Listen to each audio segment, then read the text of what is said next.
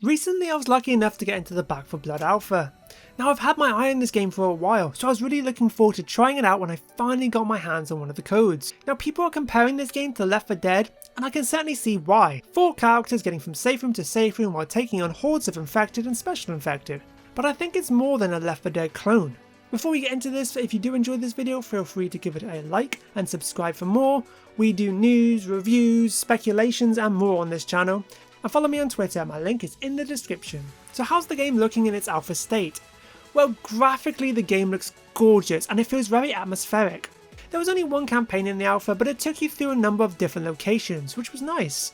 You had apartment buildings, train yards, swamps and docks. I really enjoyed seeing all these different environments in one campaign instead of having just one location set in one campaign like Left 4 Dead did. For example, having an entire campaign set in the city, having an entire campaign set in the swamps. It was certainly refreshing to see these things mixed up. Now something that was very noticeable almost from the get-go in Back 4 Blood is how hard this game is. In Left 4 Dead, me and 2 of my friends would always play in advance with an AI team member. It was a good challenge. In Back 4 Blood, we decided to try out the easiest difficulty setting for our first time through, so we could get used to the new features, infected, the layout of the maps, the weapons, and just the general in and outs of the game. Now for reference, the easiest difficulty setting will increase your bullet damage. I thought, we'll fly through this, it'll be a breeze, and then we'll bump up the difficulty and see what we can do. Oh boy was I wrong. This game is hard. Each player gets 2 downs per level. That's it. After your second down, you're dead. Not even using a medkit will get your strikes back. You do respawn, but losing a teammate is a huge loss because of how overwhelmed you can get. And what's really interesting about this game is getting overwhelmed isn't because a special infected has pinned you down. In fact, there's only one special infected that does pin you down. What makes it fun is everything is dangerous. Even the common infected can be really dangerous in big groups. Having a swarm come towards you isn't in like Left 4 Dead, where you can just whack them all away and shoot them all and just watch out for jockeys and chargers and hunters. You've really got to be careful. And the special infected can take a heck of a beating. What made this even more brutal was the fact that you only get 2 continues per campaign, and nothing you do will get your continues back. Continues are basically team wipes, so if you team wipe twice and you're on the 3rd level of the campaign, that's it, game over, you gotta go right the way back to level 1. This was a bit of a shock because as you know, on Left 4 Dead you could wipe as many times as you want, you'll just respawn in the safe room. With that being said, the added difficulty wasn't necessarily a bad thing. In fact, I don't think I've ever felt more immersed in a zombie apocalypse world before. Every swarm was dangerous. Even the special infected don't seem to have a sound cue, so you just gotta watch out for them. Now gunplay is feeling really good, each gun definitely has a unique feel to it. However, there's definitely a problem with the lack of gun spawns. Some sessions we wouldn't even find a single weapon. One of my friends had nothing but a pistol right the way through until the last level. They definitely need to up the gun spawns. Now here's a few things I'm not overly sure I like. I need to play it a bit more to make up my mind. The game is heavily focused on money, or copper as it's called in this game. You'll find copper scattered around the map. Luckily copper is shared amongst the team so one player can't hold it all.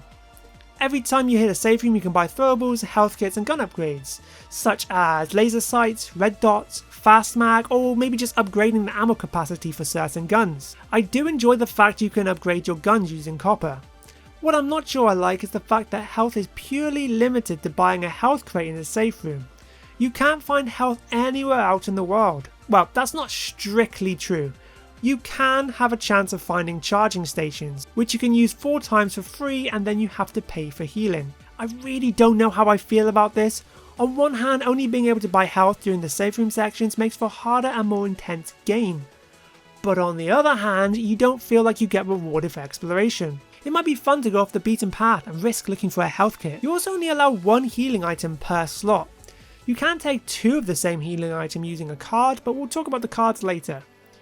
This means you can only carry either 1 painkiller, 1 bandage, or 1 health kit, but not a combination of any of them, so you can't really have painkillers and a health kit, or bandages and some painkillers. You can only carry 1 of these things. I really think you should at least be able to combine them. I get the game is meant to be a harder experience, but it also needs to be a little bit fair and fun. At the very least, you should be able to carry painkillers in its own slot. Something else I'm not entirely sure about in this game is the card system. You can build your own deck of cards. Each card represents a different stat or ability you can activate during the game. For example, you could activate a card that gives you more stamina, or more health, unlimited ammo for your pistols, the ability to carry 2 primary weapons, and many more. Now, I'm really not sure how I feel about this. I've never been one for card systems. I hated it in Star Wars Battlefront 2, and I'm raising my eyes at it in this game as well. What made Left 4 Dead so fun was everyone was on the same playing field. It was all about working together to make it to the end, not about winning because you have a certain card unlocked. It worries me even more in the versus mode. It won't be about what skill each player has, although that certainly will factor into it. I'm worried it will be about building the right deck to do the most damage. Let's take a look at versus in Left 4 Dead. The survivors are walking through a corridor. A charger goes straight through the middle of them and knocks them all over. While that's happening, the spitter goes in for extra damage and the hunter pounces a player in the spit. That's teamwork. I'm worried in this game it will be, you don't have the correct deck, so I win. It's just a worry. I'm not basing this on anything. I don't know what the infected cards will look like, even if they have any cards for the infected. It's going to be a wait and see game, but I'm certainly not sure about this one. If they do include infected cards, which I'm sure they will, I'll be very interested to see how they will balance it without it becoming a situation where you have to have a certain deck build to stand a chance. It even makes less sense for me to have a card system in the co-op version. Now, something else I noticed was a big ogre that appeared in the same place on each level. However, if you simply run away from it instead of damaging it to the point of him hiding, then you won't see him for the rest of the game.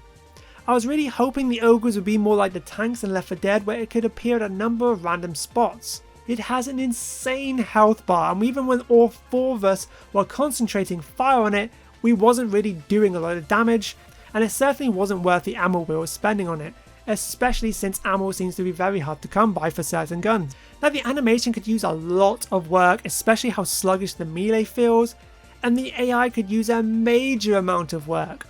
This isn't like in Left 4 Dead where you could play with 3 people and have the 4th as an AI bot. The bots in this game are awful. I should point out that you have to play with 4 people during the alpha, but if someone dropped out of the game, they would be replaced by a bot. I know for the full game you will be able to play solo, but unless they improve the bots by 10-folds, that is going to be one miserable experience. The bots in the final did nothing as well. Army trucks just roll up with giant ass guns on them and they just stand there, not doing a single thing, not shooting a single infected, unless the infected got right in their face. But guys, this is just the alpha, so there's more than enough time to get all of this sorted out. What I will say is I love the fact the characters just get plastered in blood as you go through each level. That was a very nice touch. Overall, this game has potential to be the Left 4 Dead 3 that we all want but never got. It's certainly gone down its own path, but that isn't a bad thing. I do worry about a few things such as the card systems, but I will just have to wait and see. Let me know what your thoughts are for the game in the comments, and I shall catch you all next time. Have a good night, my friends. Or day.